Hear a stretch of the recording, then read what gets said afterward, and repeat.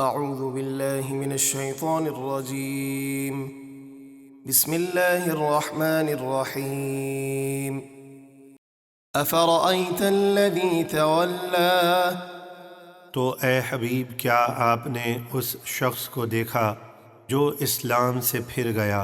اس آیت کا شان نزول یہ ہے کہ یہ آیت ولید بن مغیرہ کے بارے میں نازل ہوئی، جس نے اسلام قبول کیا تو مشرکوں نے اسے عار دلائی اور کہا کہ تو نے اپنے آباء و اجداد کا دین چھوڑ دیا، تو گمراہ ہو گیا۔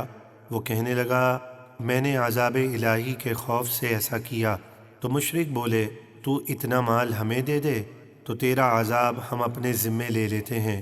اس پر ولید اسلام سے پھر گیا اور جو مال مقرر کیا تھا وہ بھی پورا نہ دیا۔ وَأَعْطَى قَلِيلًا وَأَكْدَى اور اس نے تھوڑا سا مال دیا اور باقی روک لیا۔ أَعِندَهُ عِلْمُ الْغَيْبِ فَهُوَ يَرَى کیا اس کے پاس غیب کا علم ہے کہ وہ دیکھ رہا ہے کہ قیامت کے دن کوئی اور اس کا گناہ اٹھا لے گا اور وہ عذاب سے بچ جائے گا؟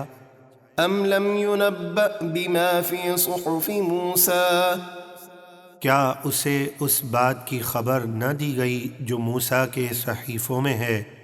وَإِبْرَاهِيمَ الَّذِي وَفَّى اور ابراہیم کے صحیفوں میں جو اپنے رب کا ہر حکم پوری طرح بجا لائے۔ أَلَّا تَزِرُ وَازِرَةٌ وِزْرَ أُخْرَى کہ کوئی بوجھ اٹھانے والی جان کسی دوسری جان کے گناہوں کا بوجھ نہیں اٹھائے گی۔ وَأَن لَّيْسَ لِلْإِنسَانِ إِلَّا مَا سَعَىٰ وَأَنَّ سَعْيَهُ سَوْفَ يُرَىٰ ثُمَّ يُجْزَاهُ الْجَزَاءَ الْأَوْفَىٰ اور یہ کہ انسان وہی کچھ پائے گا جو اس نے اس دنیا میں کوشش کی، اور یہ کہ اس کی کوشش آخرت میں دیکھی جائے گی، پھر اسے پورا پورا بدلہ دیا جائے گا۔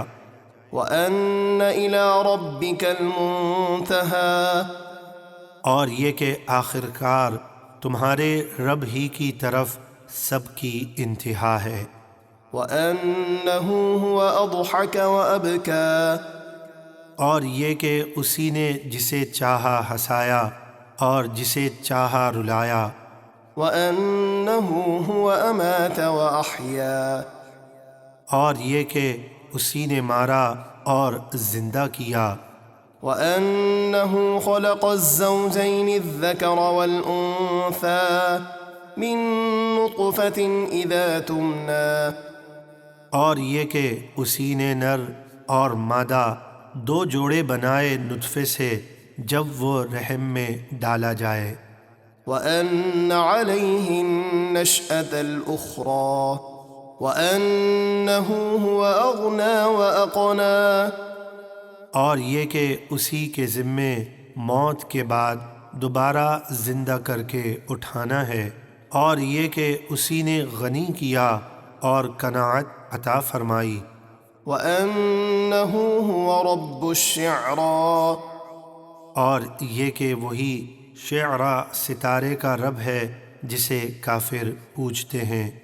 وَأَنَّهُ أَهْلَكَ عَادًا الْأُولَىٰ اور یہ کہ اسی نے پہلی عاد یعنی قوم ہود کو ہلاک فرمایا۔ وَثَمُودَ فَمَا أَبْقَىٰ اور سمود یعنی قوم صالح کو ہلاک فرمایا تو ان میں سے کسی کو باقی نہ چھوڑا۔ وَقَوْمَ نُوحٍ مِّن قَبْلُ إِنَّهُمْ كَانُوا هُمْ أَظْلَمَ وَأَطْغَىٰ اور ان سے پہلے نوح کی قوم کو ہلاک فرمایا، بے شک وہ ان سے بھی زیادہ ظالم اور بڑے سرکش تھے۔